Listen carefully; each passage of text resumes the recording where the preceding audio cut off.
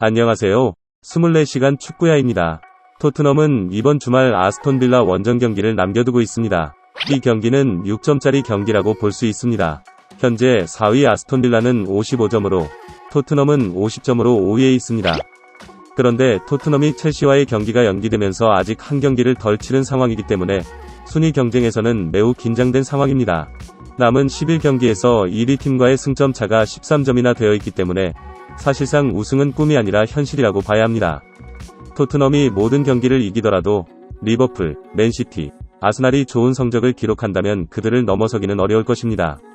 토트넘은 올 시즌 리그 우승을 향한 고춧가루 팀으로 주목받고 있는데 영국의 비사컨은 토트넘이 프리미어리그 우승을 위한 균형을 좌우할 수 있다고 언급했습니다.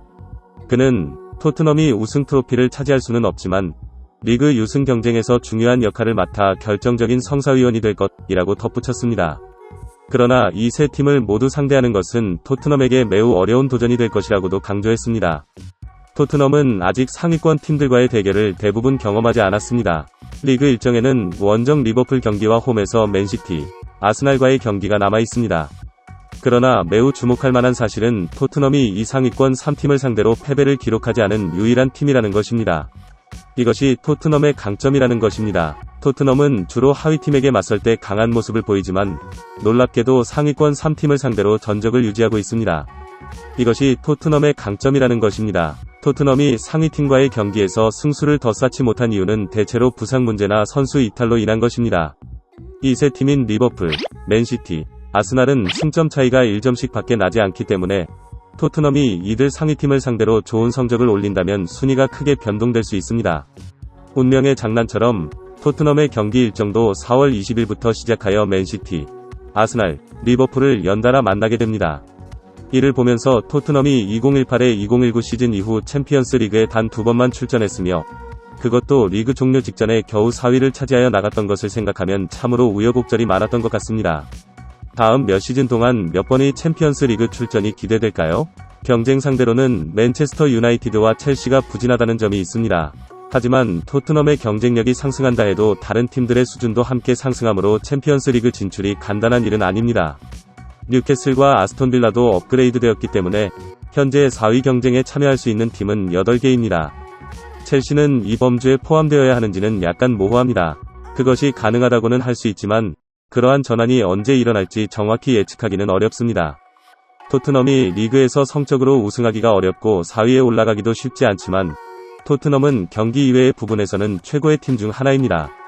포포트에 따르면 토트넘의 수익은 2022년이 5억 2,300만 유로에서 2023년까지 1년 만에 6억 3,100만 유로로 증가하여 20% 이상의 성장을 이루었으며 그 금액은 1,500억 이상입니다.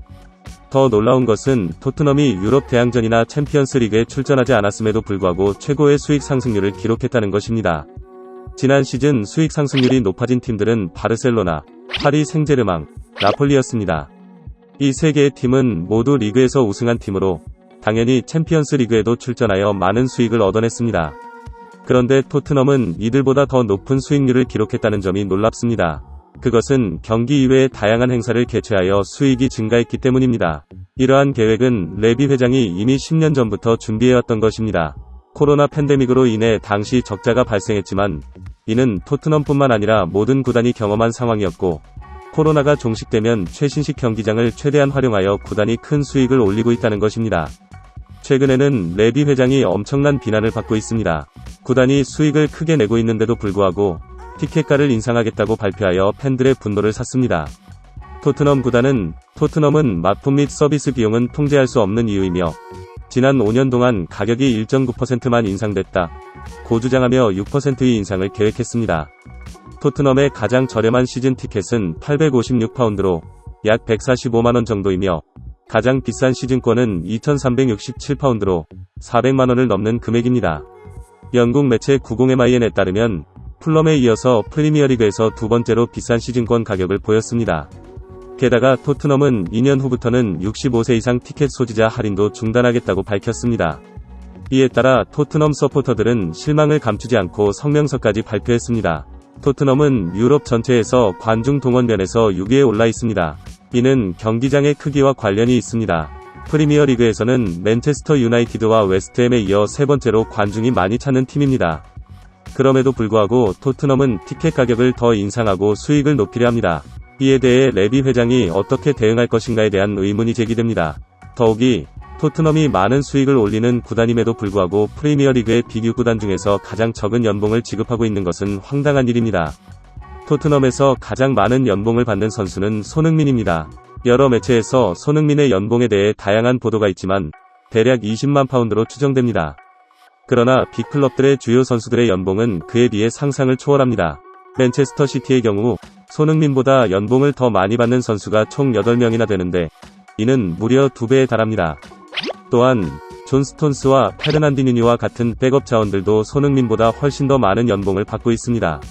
아마도 그런 이유 때문에 토트넘이 연이어 3년간 우승을 차지하고 4년 연속 우승을 시도할 수 있는 것이 아닐까요? 맨체스터 시티는 많은 우수한 선수들이 있는 편입니다. 그러나 맨체스터 유나이티드는 어떤가요? 리그에서 한 골도 못 넣은 안토니 마르시알이 손흥민과 동일한 주급을 받는 동안 토트넘의 다른 선수들보다 훨씬 더 많은 주급을 받는 6명의 선수가 있습니다. 리버풀, 아스날, 첼시도 주급이 30만 파운드를 웃도는 선수들이 있습니다. 아마도 손흥민이 이렇게 높은 주급을 받는 것은 그만큼 그의 활약이 뛰어나기 때문일 것입니다. 2021년에 토트넘과 재계약한 이후 손흥민은 17골, 23골, 10골을 기록했으며 현재까지 13골을 기록하고 있습니다. 그 기간 동안 리그에서 가장 많은 골을 넣은 선수는 살라이며 그 다음은 손흥민입니다. 손흥민은 이제 프리미어리그에서 400경기를 앞두고 있습니다. 현재까지 396경기를 출전했으며 무려 158골에 86개의 어시스트를 기록하고 있습니다. 앞으로 3년 동안 더 뛰게 된다면 완벽한 레전드 대우로 인정받을 만한 200골과 100개 어시스트를 기록할 수 있는 선수입니다. 이런 선수가 주급 20만 파운드를 받는 것이 타당할까요? 최근 손흥민은 계속해서 사우디아라비아에서의 오퍼를 받고 있습니다. 그러나 대부분의 전문가들은 손흥민이 토트넘과 재계약을 할 것이라고 확신하고 있습니다. 그렇다면 계약 규모가 가장 큰 관심사가 될 텐데 영국 기브미 스포츠에 따르면 2025년 여름 계약이 종료되는 손흥민과의 재계약에 대해 토트넘은 절박하게 매달리고 있다. 손흥민과의 장기 계약을 맺어 그를 오랫동안 묶어두길 원한다. 해리 케인이 떠난 상황에서 손흥민까지 잃는다면 토트넘에게는 엄청난 재앙이 될 것이라고 합니다. 이에 손흥민의 재계약 기준점은 살라 정도로 보고 있습니다. 살라는 손흥민보다 더 많은 공격 포인트를 기록하며 더 오랫동안 주전이었고 팀의 우승을 안겨준 핵심 선수입니다. 경기 내적으로는 살라가 우위에 있습니다. 그러나 손흥민은 아시아 마케팅 및 캡틴으로서의 역할에서 살라만큼의 가치가 충분하다고 여겨지고 있습니다. 살라는 주급으로 35만 파운드, 즉 약 6억을 받고 있습니다. 또한 살라와 손흥민은 동갑이지만 다음 시즌 계약 종료가 예정되어 있어 리버풀이 살라를 잡는다면 주급 인상이 더욱 높아질 가능성도 있습니다. 살라보다 주급이 적을지 몰라도 손흥민의 주급 6억은 매우 합리적인 금액입니다. 욕심도 아니에요. 어차피 해를 거듭할수록 어느 팀이 우승할지도 모를 만큼 매우 치열합니다. 케인을 보세요. 당연히 우승할 거라고 믿었던 미넨에 가서도 첫 시즌에 곧바로 우승 실패를 경험했습니다. 프리미어리그는 순위 싸움이 더 치열하기 때문에 우승할 수 있는 팀으로 가는 것에 대해 확신할 수 없죠.